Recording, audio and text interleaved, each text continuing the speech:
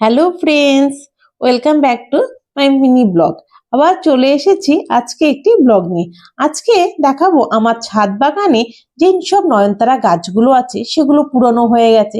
সেই পুরনো গাছগুলো আমি ভাবছি কেটে দেব। তার সাথে আনাচে কানাচে বাড়ির চারপাশে হয়ে গেছে অনেক ধরনের নয়নতারা। এবার কোনটা কোন কালার সেটা তো আমি জানি না, তাই কিছু গাছ আমি নতুন করে পটিং করে নেব।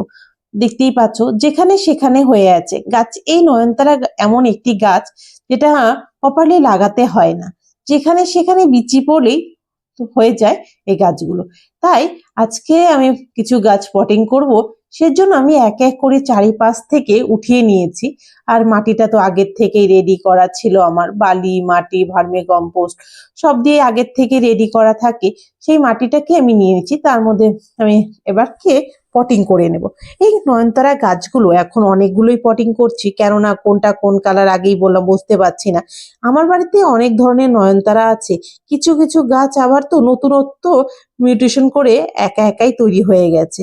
তোমরা চাইলে অবশ্য বাড়িতে এই নয়নতারা গাছগুলো লাগাতে পারো। এই গাছ কিন্তু সহজে নষ্ট হয়ে যায় না আর মরেও যায় না। একটা গাছ থাকলে এর থেকে অনেক সিড হয়ে আবার নতুন চারা গাছ তৈরি হয়। আমার আগের পুরনো গাছগুলো আমি ভাবছি এবার কেটে দেব। তারপরে এই যে নতুন গাছগুলো আছে সেগুলো থেকে বড় হয়ে যাবে, তার থেকে আবার নতুন অনেক গাছ হয়ে যাবে। তার জন্য পুরনো গাছগুলো আমি কেটে দেবো।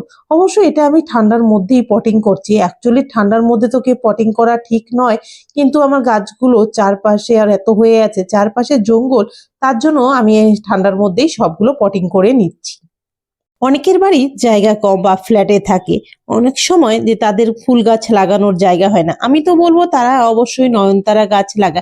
নয়নতারা অনেক বড় হয় আর এর মধ্যে প্রচুর ফুলও ফোটে, সারা বছর ফুল পাওয়া যায়। শীতের দিনে হয়তো কম ফুল ফোটে একটা দুটো, কিন্তু গরমের সময় গাছ ভর্তি যখন নয়নতারা ফুটে ওঠে মানে ভীষণ ভালো লাগছে।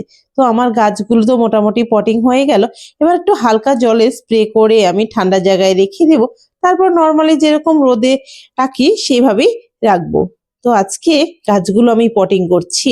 এবার কি কি কালারের ফুল ফোটে আমি ফুল ফুটলে অবশ্যই তোমাদের দেখাবো। তো আজকে ব্লগটা এখানেই শেষ করছি। ভালো লাগলে